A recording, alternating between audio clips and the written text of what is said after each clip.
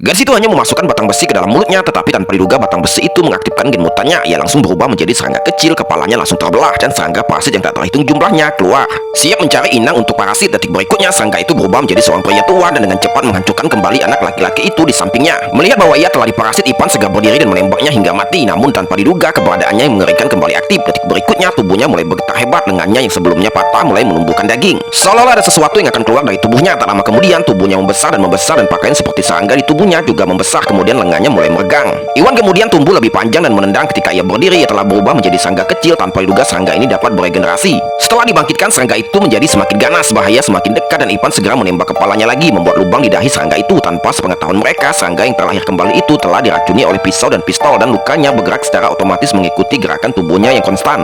Detik berikutnya ia bergegas mendekat. Iwan dengan cepat mengambil batang besi itu dan membawanya pergi, tapi ia tidak menyangka badut itu akan mengulurkan tangan aneh dari mulutnya dan menurunkannya. Dan yang tak terhitung jumlahnya menangkap Iwan. Pada saat pesawat itu, Ipan memotongnya dengan pisau. Ia bergegas menuju kerumunan dengan marah, tetapi ditarik kembali oleh mereka. Melihat bahwa keadaan tidak baik, pesawatnya mulai semakin dalam dan menusuk ke arah Iwan. Pada saat kritis, Ipan mengulurkan tangan ke punggungnya. Tiba-tiba darah di dadanya melambat dan uang penjara diambil kembali. Detik berikutnya ia berubah menjadi mumi lagi. Ia bergegas untuk mendorong Ipang jatuh, namun Ipang meraih lukanya lagi. Kali ini ia benar-benar terjebak oleh badut itu. Ia segera membungkus Ipang. Para sahabat di samping dengan cepat mengambil kapas besi dan memukulnya. Kemudian semua orang mulai menyerang badut itu. Badut itu juga dipukul mundur berulang kali. Pada saat ini dia tidak lagi memiliki keagungan yang dimiliki sebelumnya dan tubuhnya telah menyusut menjadi seukuran anak kecil. Untuk mencegah badut itu bermutasi lagi, mereka mengulurkan tangan dan mengangkat jantung badut itu. Akhirnya semua orang bekerja sama untuk menghancurkannya. Badut itu perlahan berhenti bernapas dan tubuhnya larut dan akhirnya berubah menjadi 5 asap hitam tanpa mereka sadari bahwa ini juga mengaktifkan keberadaannya yang bahkan lebih mengerikan.